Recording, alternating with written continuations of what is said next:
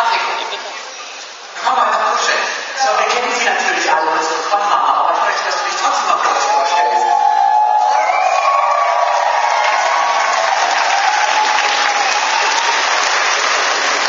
Wir haben doch keine Zeit.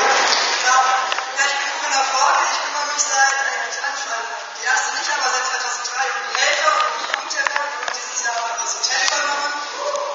Kümmere mich da um die Verpflegung der Helfer und die Bekleidung, T-Shirt, alles was dazu gehört. Wünsche und Sorgen, ja. Und den Spaß machen wir uns nächstes Jahr wieder. Ja, es war sehr schön und mein Mini-Orga, Ein Applaus für Konmama.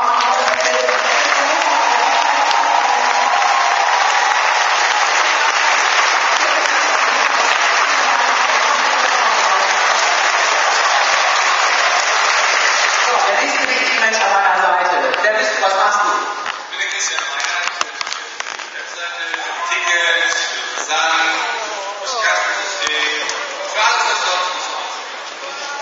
Okay, du machst nächstes Jahr auch wieder mit. Ja, auch, denkst du. Okay, wunderbar. Komm mal einen Applaus.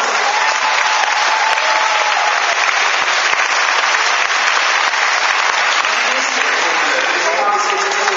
Ich bin die Alina Meyer, ich gehöre dazu den, der Name ist Mittelkeiner. Der Name ist bekannt. Ich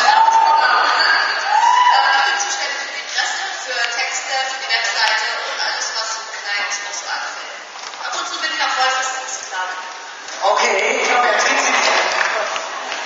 Okay, ein Applaus für die unsere kleine Staffel hier.